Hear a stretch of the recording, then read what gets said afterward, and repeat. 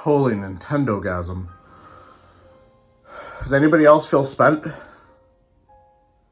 I am losing my voice. I don't even know what it's about to autoplay.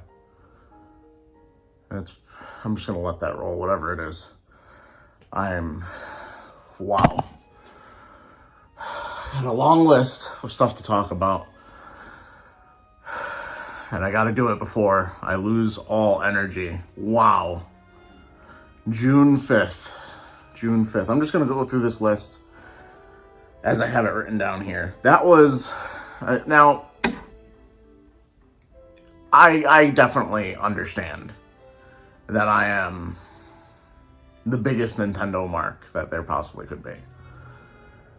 They could have shown me a quarter of what they just showed me, and I would have been ecstatic still. But, going down this list, Mario Kart World. Oh, that looks amazing. In terms of like where you go from Mario Kart 8 Deluxe, that looks like it's going to be a lot of fun.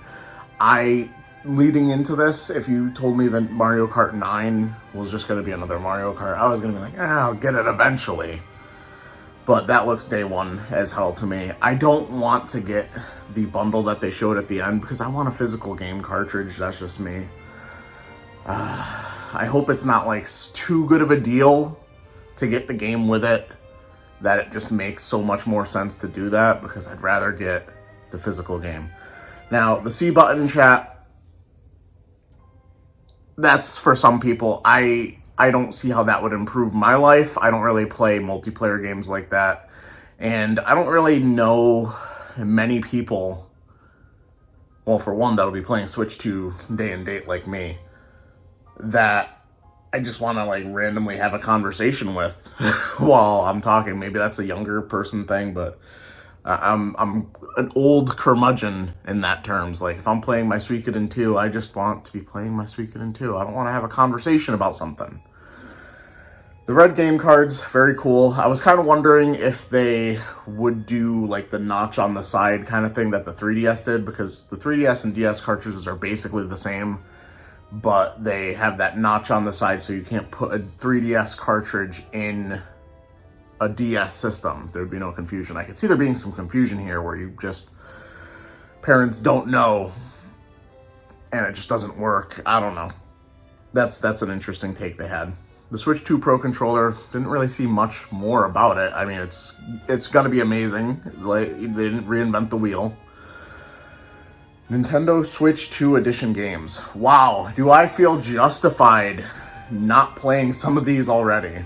Because if I had just played Tears of the Kingdom or finished Breath of the Wild recently, I would feel betrayed.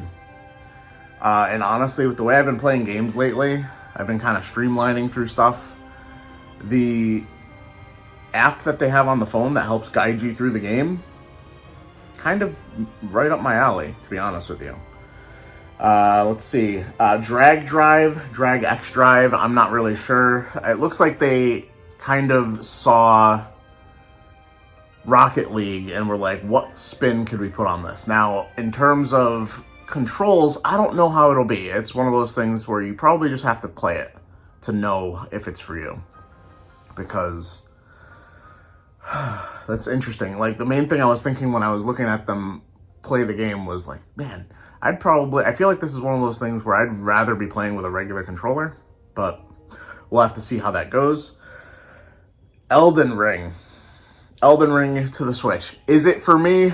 I don't know. I've watched a lot of Elden Ring. I don't know if I have it in me to actually play through that game myself, but I absolutely love Elden Ring aesthetically. I love the gameplay.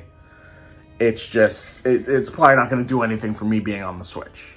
It is nice to see top tier games like that making it on the Switch. And I just have a visitor here. Hold on. Come here.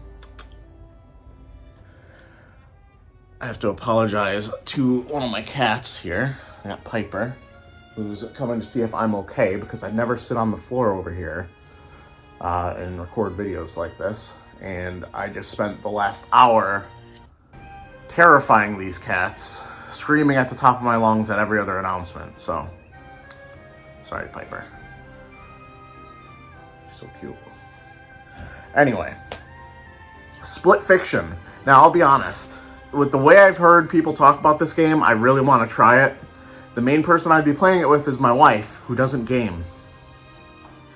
And I feel like we could end up in a situation where we can get like a few hours in and then we just can't proceed because the game is too difficult. So that would be interesting. I don't know if it's a good call for me. Madden is back on the Switch. This is actually really cool because there's many times where I haven't played a Madden game since the 360 era, and every once in a while I have like that itch to want to destroy a controller, to throw a controller up in the air in frustration after throwing a pick again. And I could finally do that, I guess, on the Switch, assuming it's going to be up to par.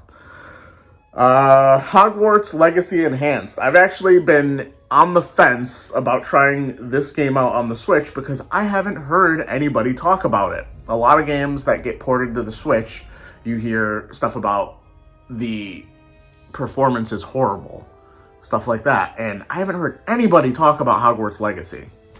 And we've actually been watching through the Harry Potter movies recently. We're just going into, well, we're at the end. It's weird with a kid because we have to keep stopping the movie at the end of the movie. We're almost halfway through because it's time for bedtime. So we're like almost done with Half-Blood Prince. My wife hasn't seen anything past where we're at right now, so it's all going to be new to her, so it's pretty interesting.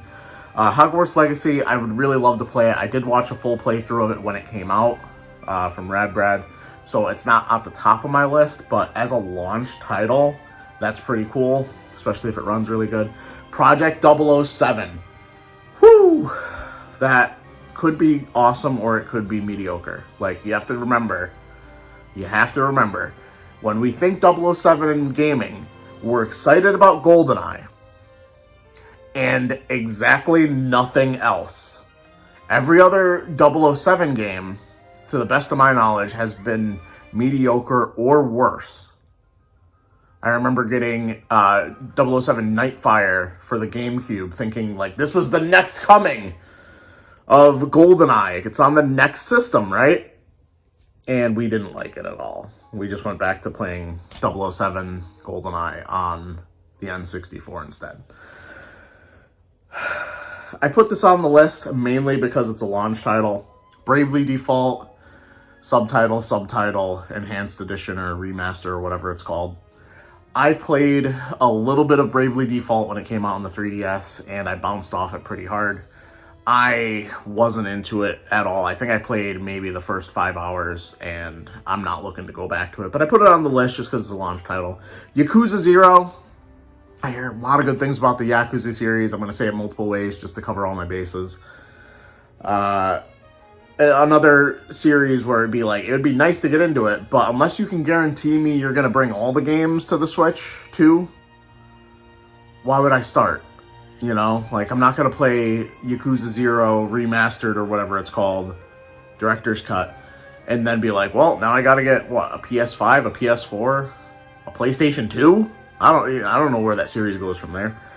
GameCube on the Nintendo Switch Online. That's exciting, but also you could look at it as a little heartbreaking for people that wanted to see Wind Waker HD remastered or upscaled to the Switch.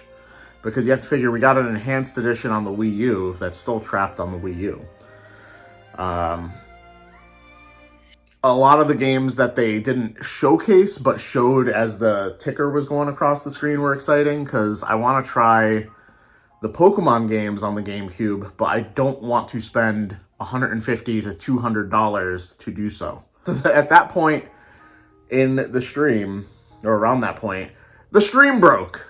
And big egg on Nintendo's face. They were trying to fix it live, I assume. I tried to switch over to like the UK version, but they had fixed it by then. Went back to the United States version, and they were still futzing around. So I don't know if everybody experienced that, if it was on YouTube's side, on Nintendo's side. I have no idea. I'm sure a lot of people are going to be talking about it. I just wanted to mention it here. But the thing that sucked is it kind of took the wind out of the sails for one of the announcements I was really looking forward to and really hoped would be there, which was the Final Fantasy VII Remake Intergrade coming to the Nintendo Switch 2.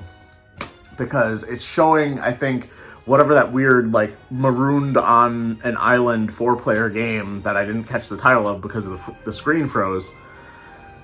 And you hear the Final Fantasy VII theme play, and you're just like, what the literal fuck is going on, guys? You gotta fix this. You've gotta fix this.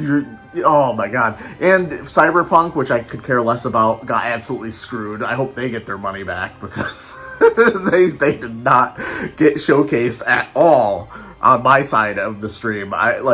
They were talking about it, and then you never saw one clip, not one frame when I was watching, because I was trying to scroll back and forth, switch back and forth, checking the phone to see if it was different on there. It was wild. What a day. Fast Fusion looks like, what was that game on the Switch original, which I don't know what we're going to call it, the Switch one? Fast RMX, like a very near launch title, probably digital only game that is kind of in the tone of the speed of F-Zero. So that's what that looked like. That was like right after the stream got fixed. So very interesting there. Fast Fusion launch title, same day as the Switch. I put this down, Arcade Archives, Ridge Racer 2. It's very interesting. I feel like the Ridge Racer games are very, what would I say? Shallow arcade games. From what I remember, they only have like a few racetracks, so it's like, I can't imagine you're paying that much for it. I feel like this should be on like a compilation rather than like a standalone release. I don't know. It's probably just gonna be digital only. And then at this point, every Sony PlayStation fan cried out in terror. FromSoft. Sony fans, they betrayed you. They betrayed you. You can spin it however you want. You can spin it however you want. It doesn't have the name, but it is goddamn the game. Bloodborne 2, aka they're calling it Duskbloods. Looks amazing. Will I play it? It's a FromSoft game, probably not. But I will watch the fuck out of a playthrough on it. And I'm going to have to find someone who actually streams Switch games now, because the Rad Brad generally doesn't touch that. And it's only going to be on the Switch too.